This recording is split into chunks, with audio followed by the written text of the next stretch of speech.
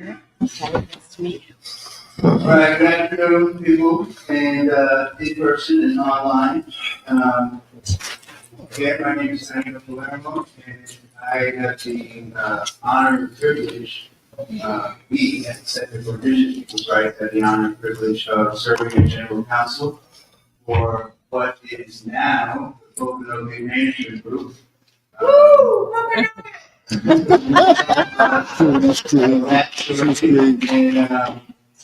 And before we get started in this discussion, which is titled Land Act, Now What?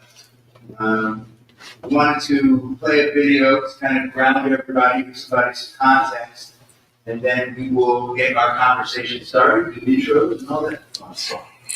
So, bear with me one second. Both sides. Welcome to the time.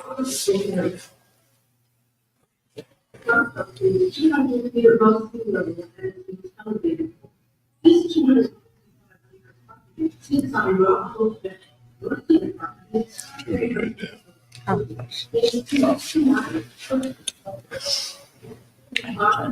By Muslim and on the western road by direction of residential areas, and on the south it was bounded by farm.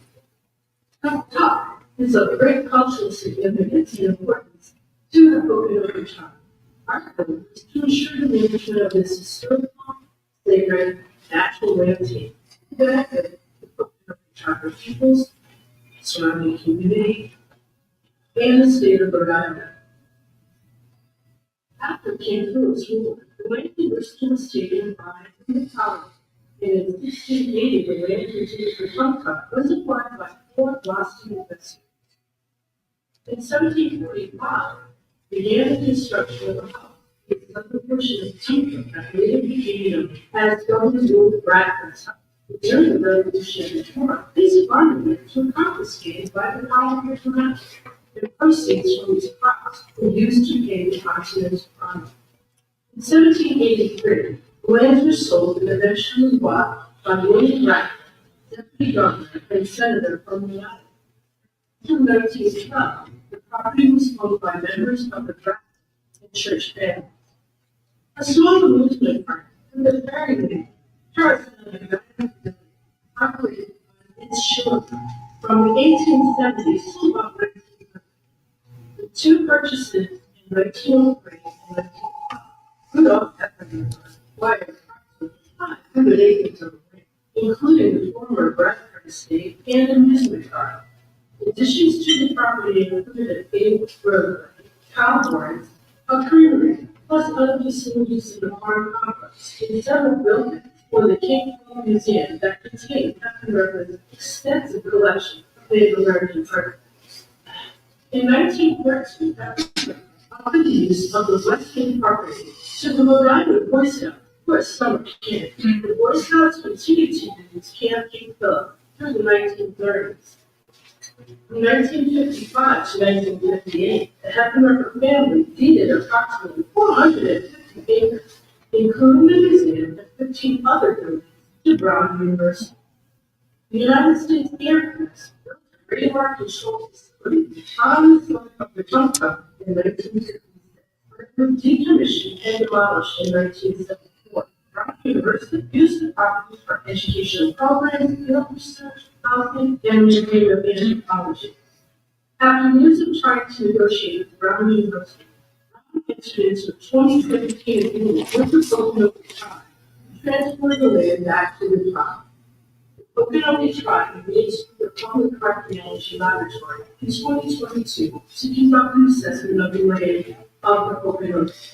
It was determined by the Public Archaeology Laboratory to recommend to Brown University that the property be treated as a traditional cultural property or a place of the Pokanoket Tribe, and that Brown University should collaborate with the Pokanoket Tribe on the results of the report. In November 2024, for the first time in over 340 years, the Pokanoket Tribe entered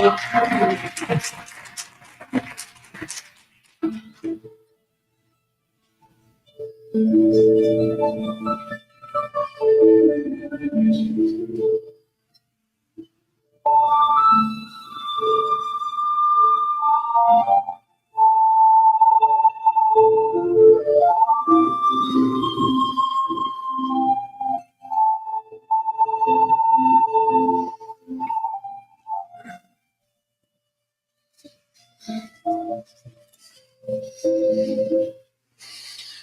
right.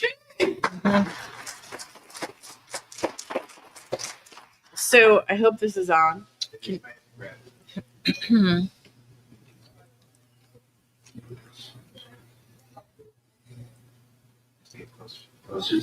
about that?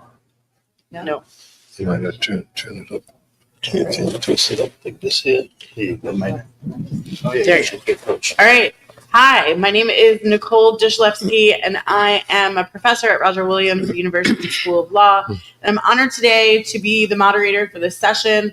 We're really going to take the approach of, at the end of that video, now what?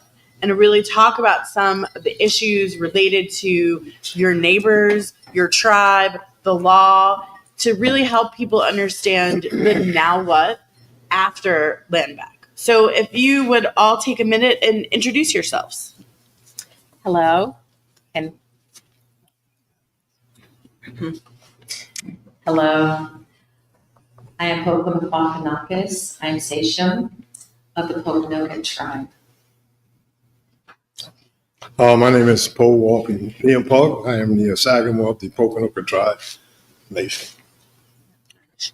I am Kelly Paul Cancer Harden, council member of the Pokanoket Tribe. And on behalf of the Pokanoket Tribe, we would just like to thank the Pequot and Eastern Pequot tribal nations for having us on their ancestral lands to be able to talk about our journey. You know who I am, CIPR, but I represent the Center for Indigenous Peoples' Rights, and we are the proud general counsel for the tribe. Thanks. So my first question is really for everyone. Now that the land has been reclaimed, how has the tribe's day-to-day reality changed, if at all? Oh, it has changed. We have jumped, from the fire into the frying pan, or frying pan into the fire. So, it was a lot of our time, a lot of our resources were really spent on the goal of getting the land, we may trade it back.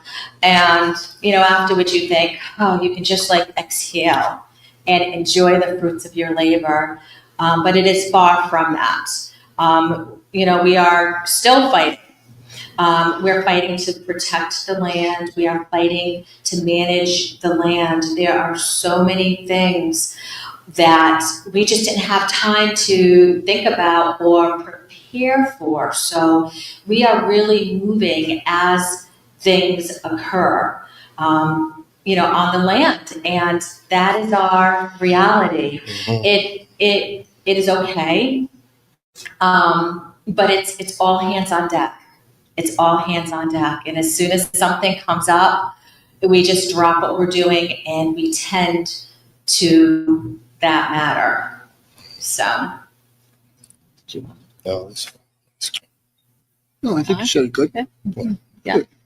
like you said, we right now we're on the land, and I just want to say, be careful what you ask the Creator for, and be prepared for what's ahead of you. Yeah. Right. So, with the land, Yeah. Use this one. Give me that. so with the land, Oh, okay. comes, it's all about the land. With the land comes, many issues that you have to deal with. We have buildings on the land. So, we have heat. We have heat that we have to maintain in the buildings. We have, electrical bills. We have to maintain the buildings. We have roads that need plowing. there are all these things now that we are dealing with, and it costs money to do this. And we have no money. So, but, we're being creative, we're thinking out of the box. And, there are a lot of things that we have to do going onto the land, meeting with, the town and officials and letting them know, okay, we're here. This land is our responsibility now. If there's an issue with this land or something happens on this land, you need to contact us. And they do, and we have to deal with it. Yeah. So, Tanya will probably talk, more about that. So we are we're 5 months into this process. We're only 5 months on our land. Yeah. But, we are becoming intimate with our land again. We need to take time to be on our land, to walk on our land, to listen to our land and the needs of our land and act accordingly. It took us, they kept us off of our land, off of the freedom of being able to be on our land and do what we want with our land for, almost 400 years. And so we're on our land now, and it's taken all this time, and we're not going to rush into anything. Right. We need to take our time, we need to assess the situation so that we can move forward in a good way, in a right way. Yeah, I think also, okay. I think also, it's the impossible dream come possible, right? So, when you're walking into that, you surely don't want to run through it. You want to make that experience last as long as you can. And I think that we all can relate. And I say that because, if the Creator did it for us, He'll do it for everyone of us. So it's important to keep that in mind. From a legal perspective, I can tell you there was a lot to learn, more so because we practice federal Indian law, and so it's more of like a foundational law when it comes into situations like this. Jared, that's my. So, first thing is a piece of kind of logistical understanding is that Rhode Island doesn't have a state recognition process the way Connecticut does. So Connecticut has 2 federally state recognized tribes, one of which we're at. And 3 state-recognized tribes, one of which we met yesterday, the Eastern Pequot. But Rhode Island doesn't. Rhode Island has 1 federally recognized tribe, and they're against an Indian tribe. And then there are other tribes that just operate within traditional, like corporate nonprofit structures and relational. I mentioned the Manassas tribe in Block Island. They have a very close-knit relationship with the town of New Shore. So what happens at the state level is really doesn't matter because their most localized form of recognition, where their place and space is really what matters to them. But they also are under a state statute that says any real property that they hold in under their nonprofit is tax exempt. So they were able to hack the system that way, because if they were federally recognized and they bought a piece of their land off the free market like the Passamaquoddy had done, because they're federally recognized, there's something called a Section 5 land into trust. And so they can add those lands into their trust lands. And just like that, their sovereignty, their tax exempt status, all their benefits as a federally recognized tribe extend to their newly acquired parcel through this trust process. That's not the case here. So what we learned as soon as we closed on the property the next week was that we had to work with our state and town officials to amend that statute so that our nonprofit incorporation could be added there so that this land wouldn't be taxed. This is 225 acres of undeveloped land on Mount Hope Bay, 2 miles of which is coastline property, in one of the most affluent towns in Rhode Island. And so the tax bill for that would be astronomical, literally, not to us, just to anyone. And so on the benefit to the town was that because the tribe had been cultivating relationships for decades, they actually reached out to us and said, hey, now that you guys are the owners, we don't want to send you a tax bill. Let's work on legislating this. Now, if you're from Rhode Island, you know it's about knowing a guy or a lady or somebody. And they happen to know collectively their local officials, the town and state reps and senators. And so we were able to get on calls and work that amendment out. And it's on its way, but that's something we didn't realize that we had to do. Another thing is, as you saw in the video, there's a lot of environmental degradation to that land. And so we're not environmental law attorneys, but our law school has a maritime academy. There's a great organization we partnered with called Save the Bay, which are scientists and environmental law attorneys. And a couple of weeks ago, we walked the land with their scientists, an arborist, which we didn't know we needed till we needed an arborist because it's undeveloped trees and things like that. We walked the entire land and saw, just pervasive, invasive plant species, and as well as a very diverse kind of bio ecosystem there. So it was a lot of learning that's still happening because we still don't know the depth and breadth of contamination from that Air Force satellite situation. There's a serious water drainage problem. I'm not even using the right terms because that's not what I do. And so, but as a good general counsel, I'm good at outsourcing the specialists. And so these are all things, we have learned from the one day to the next. Doesn't everybody need their own arborist, Ty? After meeting one, I would say so. I had no idea what went into the science of trees. My next question is, up until this point, it is about reclamation, and now it is about sovereignty. Can you talk a little bit about how you define sovereignty, and what does that look like versus ownership and the daily relationship with the land?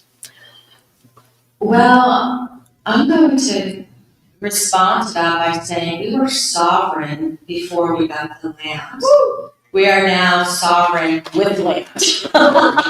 So we've been exercising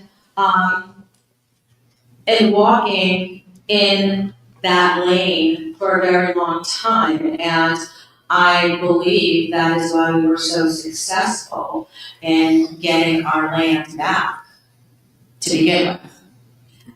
So, as I said, now we're sovereign with land, and it's all about the land and taking care of the land, protecting the land. You were talking about things we were kind of blindsided by right before we finished, right before we were doing the title signing, right? We were like, we need insurance on the land. And there's all these things you don't think about, but you do need insurance because that's protecting the land. And when we talk about protecting the land, part of that is protecting the land for people. There are people who just feel they have the right to come onto our land, and they're, delivering, they're, doing illegal hunting. Even with signs up there that say private property, they feel as though, well, we've done this, we'll continue to do this. No, you're not. So, we are really exercising those rights of sovereignty when it comes to protecting the land, because we are the protectors of that land. Yeah, I would add, it's the ability to, as they said, they were sovereign before because they lived and breathed who they were. You kind of carry that with you as you maintain your identity, and so that wasn't a question. It was really just about navigating the systems of the colonizer. And so if you're not federally recognized, you just have, and you're in a state that doesn't fill those gaps, you have to work around it. And so, sovereignty can look different, but it's still the people themselves controlling and dictating their language, their culture, their land, their connection to their traditional ways. And so it just happens to be now back on their ancestral lands. And so, one thing I did want to mention was that Tracy brought up the point of the closing. Just to close, for closing costs and title insurance, which you need to close, was close to about $20,000. So the barrier was already out the gate before the ink was dry, because to even sign and close, you needed a $20,000, and over the Senate fronted that so that we could make this happen, which is why I'm bringing it back to the plug about supporting the Senate. And so, these are the gaps that have, if it wasn't for that little bit, we wouldn't have made history here. And so it could have stopped at so many points for a variety of reasons, but one of which is these financial barriers. Right, and I'm glad that you brought that up, because you have to think about that. You are going to need legal assistance to pull this through. And we were very fortunate that, the Creator put Taino and CIPR in our path. But if you don't have that, how are you going to do that? You need to think about that, because that could be a stopping point for you. And I'm not saying that's the end point for you. It could just be a stopping point for you until you figure that out. My follow-up question is really about how you are dealing with those systems and the people around the land and in the legal system. So when Ty talked about the how this has been colonized, or the colonizers, you now have this land, but your neighbors are still colonized. The system continues to be colonized that you need to work with and in. Can you talk a little bit about how you have been navigating that, and how the relationships you built over years is helping that? Well, I'll say real quick, from a legal perspective, it's very, for us, having the Esquire and coming to the table is probably 90% of the battle. The other 10% is, well, I'm the not only expert in this area of law, but I'm also a cultural practitioner who understands my clients and their way of being. And so some of these, the way this gets, I guess, decolonized is that, and I think I heard Kahala talk about this yesterday, was that we force them to incorporate words, language into their traditional, European documents. So the land trust has references in words that are traditional to, and so there are once you get your foot in the door, which you don't know until you are licensed to practice law, you realize it's not a very scary space. They're actually scared of us. And so we kind of figured out the game, so to speak. And so, it may seem like it's kind of an imbalance of power, but it's actually not. And that's kind of our big secret, is like, we're not scared because of what our families and our ancestors have gone through. Yeah. And so you think you're going to scare me around a corporate board table because you have a tie on, And so I think that's just a different aura you walk into the space with. And then, it's more about, at that point, it's fill in the gaps with the cultural aspect.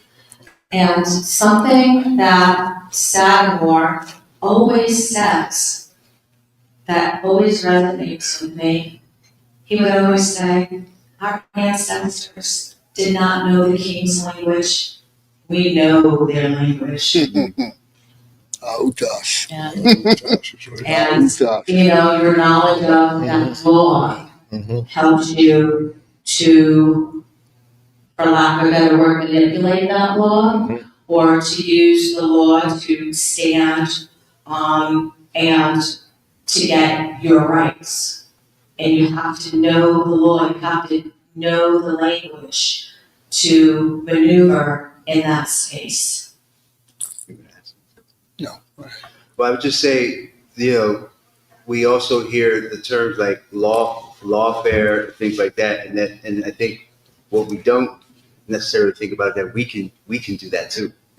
And so we are not shy. The center is not shy about saying we are here to weaponize the law on behalf of Indigenous people. What we don't do is support Indian or Indigenous on Indigenous matters. We're not here to perpetuate. We are here to demystify and access. And so I think we are not shy about that. And because people aren't shy about taking land. And so you can't really meet that aggression with, niceties, unfortunately. So there's a lot of decision making happening really quickly in the last 5 months. Can you talk a little bit about what processes or committees are in place that might be replicable for other tribes? Well, in our tribe, we have our council, of course. Then we have a council of chiefs. We have a council of elders. And we've been dealing with these processes before we obtained this land. We were doing it without the land. And then as needed, we have subcommittees which we will appoint. Right. Because we were never interested in the recognition process of humans. Also, I think it's important to take into mind that our structure, our council of chiefs, they oversee the people and they deal with the people. And the council itself, we deal with the business end of it all, right? So, and then down the ladder, right? And so we've managed to separate the issues so that we're not all taking it all as one group and putting it all on our own shoulders. We're a community, we're a family, we're a tribe, and we try to operate like that. Yeah, so our council of chiefs, they represent the family lines in our tribe. And so they're the voice of the people, and they, advocate for, the people, and translate, needs and whatnot. And, our council of elders, well, that's our wisdom. That's our tradition, so they keep us in balance. So you need all of those councils together so that you're walking in balance. And then you have to remember, we're spiritual people. We live in a spiritual world. And you can't do anything without the guidance of the Creator. And I was taught that every day. When you wake up, and our people have always done this, you wake up and the first thing you do is you lift your hands to the Creator and you give thanks and you ask for wisdom. So there's a path that our people are walking on, and only the Creator knows that path, and it would be foolish to take any step without first thanking and seeking His wisdom.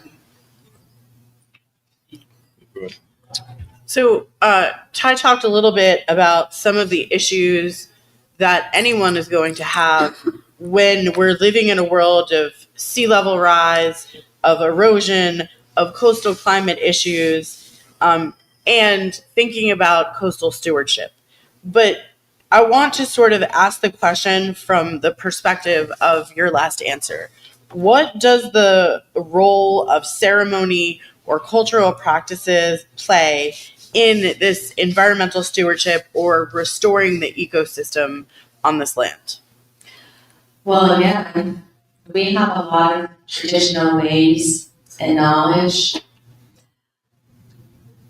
And what I do have to say is that we are also dealing with 21st century issues. You talked about sea level rise, you talked about erosion, and those are all quite new things that are happening. So, in addition to our, traditional ways and knowledge, there's a lot of knowledge seeking that we have to do. We do have to get experts in those areas to help us to understand what's going on so that we can, move forward and do the right thing.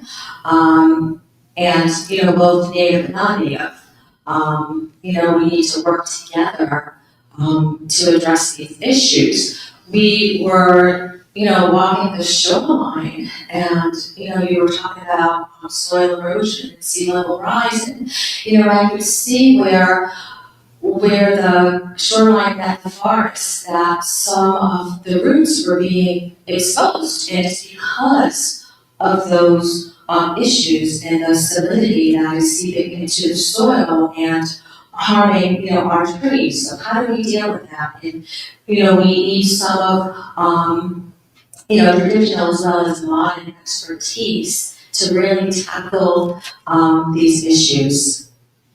Yeah, we had that, like Tracy said, and I mentioned we had walked this land with a scientist who was amazing at just showing us what these grasses are laid down like this, that means the tide is at this point. Right. And when you see it, like how it looks 6-8 feet, that's a couple years ago or last season when we had some crazy king tide. And so that tells you that your shoreline can be here or here. And so when you're if you're going to install a dock, you need to think about how that looks, because they want, to practice traditional ways of fishing and shell fishing.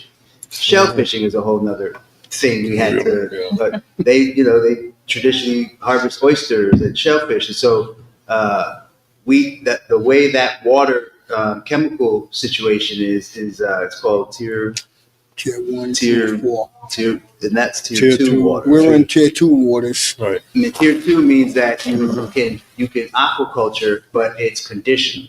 Right. Because what's happening is the downflow of water that's coming from other areas like Fall River, Mass. Mm-hmm. Fall River, as a city in particular, doesn't have an upgraded septic system. So they have six systems in particular dumping directly into the bay. And their sister city, New Bedford, is an example of how to do it right. They had to overhaul their infrastructure. And so the question then becomes, from a legal perspective, do we sue Fall River for preventing us from practicing our traditional ways? Do we use this as an opportunity to be diplomatic with Fall River and say, hey, let's work together and apply for some money and remediate your infrastructure? How great would that be, right? And so these are opportunities for us now because we have a legal system to kind of use at our disposal that will bring people to the table. But it comes down like we had no idea about the chemical water, and we learned shellfishing, or they literally filter the water. So if you eat it and they're in dirty water, you're going to ingest that, and then it becomes a problem if they want to start a commercial entity to make money and generate income, and then people get sick, and now you can't source from them, and so these are all things, and that's just the one little aspect of shellfishing. Yeah, so, again, knowing law and policy, and, if it's preventing us from doing something traditional, then we have to figure out, all right, how are we going to work this? What can we do in terms of law so that we can do, our traditional methods of shellfishing? So there's so much to learn, and I do have to say we learn a lot from them, but they're also learning from us. Yeah. We walked to the shoreline, and I sang to the water, and everyone just stopped and like, "What are you doing?" I said, "I'm singing to the water. I'm singing to the water. I'm healing the water. That's what we do." So it's been a two-way, exchange. It's a learning process. Yeah. Let me add this too. Also, right, traditionally, clearly we want to do things traditionally, but the practical side of that, right, is like he's saying, we've got to come into to this century and understand the ways to do that properly. And until we protect our land by doing things right the first time, it slows everything down, right? So I know some people might be looking for some answers towards certain areas of waterways and coastal lines, but the truth is, as she said, we're 5 months into this thing, right? And so our primary focus is protection, preservation, education, right? And if we don't take that tactic, then we don't consider ourselves truly stewarding the land. You know what I mean? So, keep that in mind that, even those of you who find yourself in a situation like that, please take that perspective, because we have a responsibility to the land as the land calls to us, and it does. And it's very emotional to be home. It is. But there's a great responsibility in coming home and returning home. So. My next question is a two-part question. Going forward, what do you envision the role of non-native allies to be? And what advice would you give to non-native allies, specifically on how to step up when needed and get out of the way when also needed? Okay. First of all, I don't want you to think I'm hot in the mic, but on the drive here, we got a phone call from my father's sister that her husband passed away. So Sagamore just really doesn't want to, he's really not in a mode to really get his thoughts together, because he's, we just have that news and think that he crossed over. And he's beginning a wonderful new journey. So, allies. I'm going to answer that by saying an ally is an ally. Non-native, native, to us, an ally is an ally. We've had many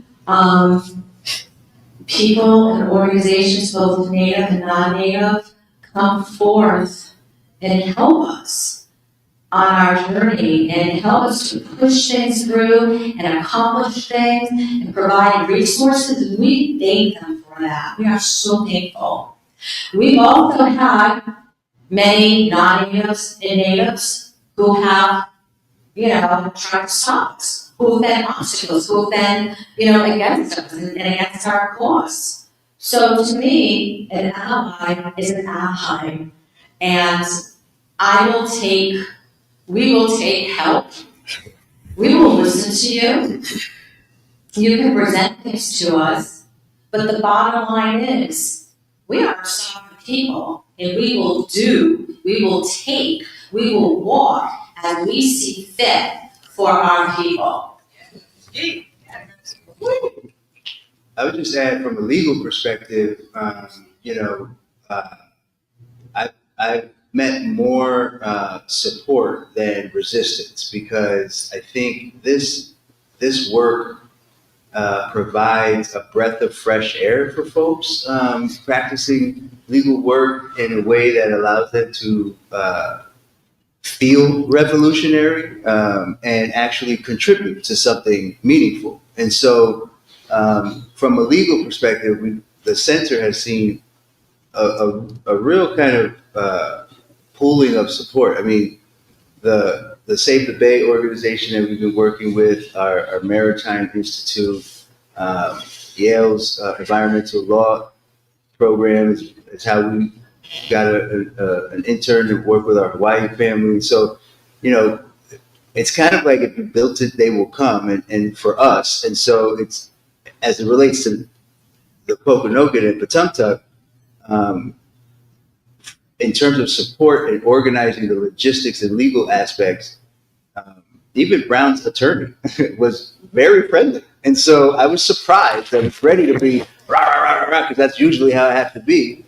And that went smoother than I anticipated. And so, of course, there were hiccups. There's hiccups everywhere. So, I think from a legal perspective, from a policy perspective, there's an appetite for Rhode Island to catch up to its neighbors, Massachusetts and Connecticut, who understand the full spectrum of tribal sovereignty.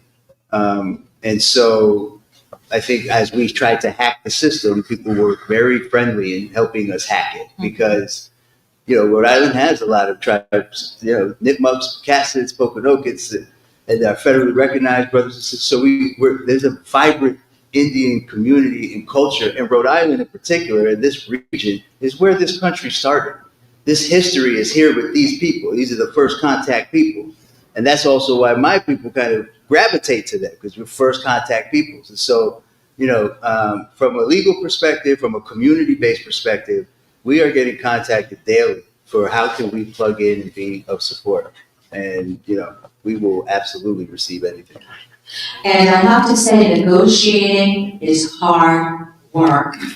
You can't walk away from the table. It took us, we started fighting for the land, but once we came to an agreement, it took us 7 years of negotiating through that agreement before we finally signed at the table. And either party could have walked away at any point. And we had to pause sometimes. Sometimes we were just so angry that we had to pause. But we didn't walk away. And you can't walk away. You have to think out of the box. You have to keep negotiating, rewording, coming at it from a different angle. You have to keep going until we break through and stand your ground. Yes. I thought there was going to be applause there. I did. Go ahead. And I believe I did tell you that the Brown attorney, he was a gentleman that did work out that way. One of the things that you want to say about that process is that we did stop that process. Yeah, we did Because, and I almost wanted to stop it again before we, but the second I was on my way to stop it again. And we was told, well, listen, you need to go for one. And I took that advice and we did go for. But I will say, as the attorney representing the interests of Indigenous people who have generational trauma, and so when you're sitting at this negotiation table and they say certain words, well, first of all, the title company is called Pilgrim Title. They're like the biggest title company there. It's just like the irony was crazy, but it was a learning experience for me, having to translate the anger and vitriol into an objective statement to an attorney to not clutch their pearls and be like, "Oh my God, why are you talking to us like that?" So your attorney ends up being that filter, right? That non-biased party, but biased because you're representing someone. But I'm the middle person to kind of manage the egos in the room, and so that was a learning experience for me. Not ego management, because that's kind of how I navigated my world, is being able to manage dynamic personalities and making mine smaller. So that wasn't new, but being able to say, like, my own internal conflict was like, am I like shortchanging their cultural interests for the sake of this land back, or am I appropriately communicating the cultural sentiment in these legal words in this document? Because there's legal effect from this that can bind them, that I may not even have seen 4, 5, 10 steps ahead. So it's like this internal conflict, like, oh my God, like, we're going to sign the document. I okayed this document. They trust that I okayed this document. And they trust that I will maintain their cultural identity in this very sterile 8 by 11, 12 font Times New Roman document. And that was scary. That was a very scary thing. But I feel like those stops and goes were for that. It was for them to stop and say, all right, we're pissed. We didn't like what just happened. Let's zoom out. let's see the bigger picture here. Nope, we got to dig our heels here. Or nope, this is something we can swallow and keep our eye on the prize. And that's hard in the moment. And it happens a lot. I think it's hard to understand if you're not in the legal space how much law prides itself on being divorced from feeling. That there's no emotion allowed. It's supposed to be this very sterile, inauthentic, objective way of being, and you have to bring your client with generational trauma and distrust for this very system in and try to do right by everybody. And so I think that what you're talking about sounds so hard and so amazing. I also want to ask at this point, and this is a question for the tribe, but also for the CIPR, what type of support from people, from institutions are you looking for right now? Wow. Everything. We are in a world right now that is changing daily in terms of funding and programs that are out there. So, it's changing on a daily basis, and, we're really trying to think out of the box. Well, what if we can't get the funding? How are we going to do this? And that is where you just really need to get yourself and shut yourself in a room and, brainstorm and talk about these things. And, when it comes down to it, we are used to moving in that space because, we are not a tribe where we get funds. So we're used to thinking out of the box and having that true grassroots effort, that community effort of getting things done, just that grit that it is to be. It's up to me because I'm going to do this, and this is what my ancestors did, and we stood our ground and we got it done, and that's what we have to do. That's what we're going to do. One sweat and tears, one penny at a time. Yeah, I think one of the things we did and one of the approaches we're taking is that, the council got together, we get together and we discuss these things, but we actually locked ourselves in, we, for a long, it was a long. The council, the elders, the chiefs. And just got into it. Brainstorm. You know what I mean? And just vision board, collaboration, round table, round robin. Right? You have to do that SWOT analysis, strengths, weaknesses, opportunities, threats for each and every scenario. And we did, we literally locked ourselves in there, and until we got through it, we put everything on the table. We analyzed everything. We prioritized everything, high priority, low priority. Is this attainable? What's attainable now? What do we have to get more resources, to attain and to do? We eliminate. What things can be eliminated? What's for the future? What's for the next generation to do? You can't do everything overnight. So It's a learning process. I'll make, because I can read between the lines, a specific ask, I can give you some things. One is that now they're land managers, so, they need infrastructure. They need, 4x4s to drive the land.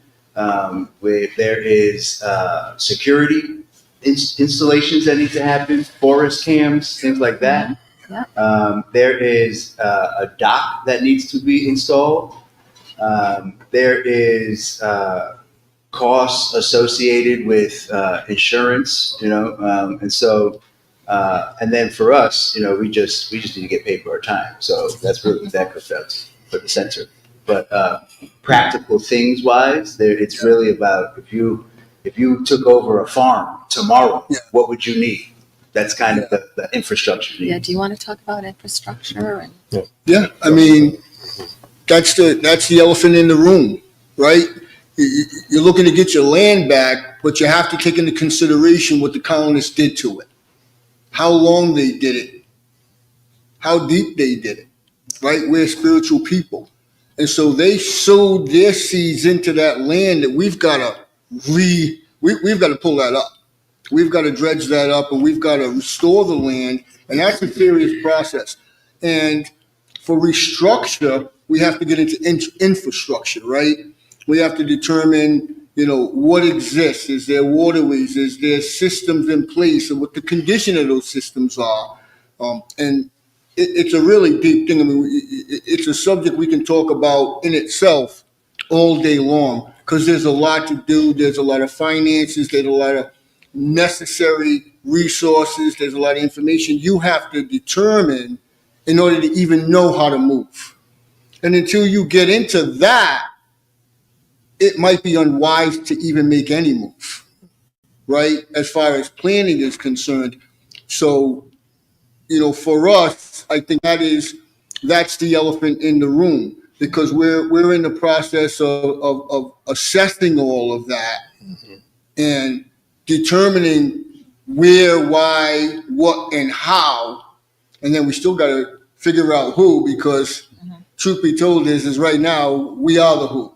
You know what I mean? And we want to continue to be the who, but how, It's a learning process. right. Yeah, like we need roads cleared through the property. We need to be able to get, emergency fire vehicles, get through the land. And we can afford to have someone come and clear the road. So guess what? We do We it did. ourselves. We did. We cleared a road in one day. We all hands on deck, cutting trees, pulling trees, digging, cutting, raking. It was a lot of work. We are really pulling into our tribal community resources. With repairs on the land, we have, people who are knowledgeable in construction, contractors and electricians and plumbers. You know what? They work their jobs, then they come to the land and they work some more. That's how we're getting it done. That's what we're doing right now. And hopefully we can get the funds that we need. Yep. Shame. Oh, boy. The funds will come, but it's not going to stop us. If we don't have that at our disposal, we're going to keep moving, and we're going to find a way to get done what we need done. And you were talking about allies really come into play. With what we're doing, there are allies that we can also, source and let them know, our needs. Hey, we need lumber, we need materials, we'll provide the labor. What can you do? Who do you know? What can we get? Right. So. Yeah. In order to have that meeting, we had to Go ahead. You want to fix it. To talk about the cottage, you can talk about what you talk? did. The cottage? Yeah. I mean, We didn't have an office until. No, we didn't. Yes, so what's that we're saying, we didn't have a tribal office. We now have a tribal office. We did it. Yeah. So. Yeah. Got Yeah. it. What do you? So I have two final questions, both about the future. My first question is, what lessons do you hope other tribal nations or settler communities take from your example? Well, I would say it's possible. Don't be afraid, I think, is the first thing. Brown University had an unfortunate person, I'd be remiss if I call him a scholar, person who had a very disparaging view of tribal communities in Rhode Island and purported to be a native scholar and found out they weren't and was ousted. Did it over in Berkeley and they got ousted there. But in doing so, they actually wrote a letter at one point in time against the Pokanoket, saying they weren't who they were. And this person wasn't even Indian. And so those are the kinds of dynamics that they've had to navigate, as well as other tribal communities. So, I would say that the thing is that with what's happened and what's in the future for this land is really to be informed by us, because aside from navigating the systems, how we move forward is like there's no script to follow, and so we're informing it as we go along. And so it's going to continue to be a learning process. Yeah, It is. yeah, it is. What I would say is, stand firm. Stand firm. Auta. We have a word, stand firm and fight. You gotta keep moving, baby steps. Just don't back off, don't lose who you are, don't bend. If it's compromising who you are or your ways, your traditional ways, you can do this. I think if you were here Friday for our yearish in review and saw our preview to our new swag, that's the spirit behind it. We've been here, we're still here. What hasn't been taken away remains. And those kinds of sentiments are really what it comes down to. Just do it. Just do it. Let them tell you no. And then call us. We know the law. We'll tell you if it's really no. And so, that these kinds of dynamics, we get so concerned about people recognizing who we are. Look at me, recognize me. But I know who I am. We know who we are. That's right. So the recognition is merely to navigate a bureaucratic system. And so, that's I think really what it comes down to. But it doesn't stop you, regardless of your status or what you call it. It doesn't stop you from being able to do what you want to do. You just got to do it.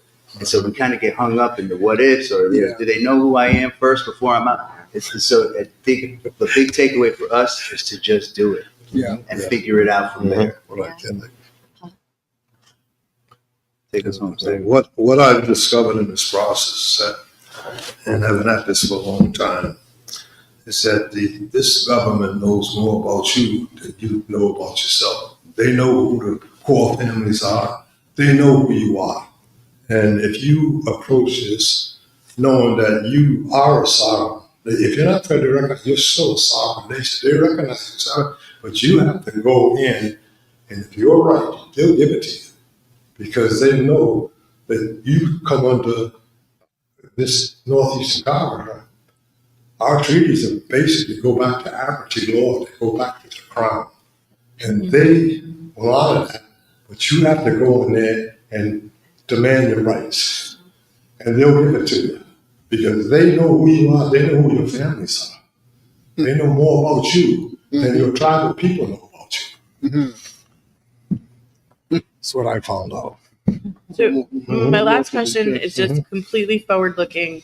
What do you hope Panelists will look and feel like 50 years from now in 2075? Well, right. The future is what it's all about. So we hope it'll look like our children, our grandchildren, our great-grandchildren. 7 generations. To the 7th and beyond generations, right? I mean, speaking for myself, the reality is for Patumtuck and for our land, it's our value system. It's our home. And everything, right outside of Indigenous affairs, outside of our culture, they dictate who we are. And so they do that by controlling the value system of your mindset, right? But for us, our value system is different. We don't value potentially what they view as valuable. What's valuable to us is our children, our ancestors, our land, our identity, right? And the right to be human, because they don't call us human. And that's got to end. And so that's the reason why we say autas, right? We don't stop the fight. We stand firm. And we're going to continue to stand firm. And if we was to encourage any other tribe or any other people group to do it, it would be to do that in defense of anyone trying to rid you of who you are, right? And so our value systems is our language, our culture, right? Our children, our education, and we want to pour back into that. So when you talk about what does 2027 look like, it looks like the Pokanoket people speaking their own language on their own land, dressed in their own regalia, proud and free.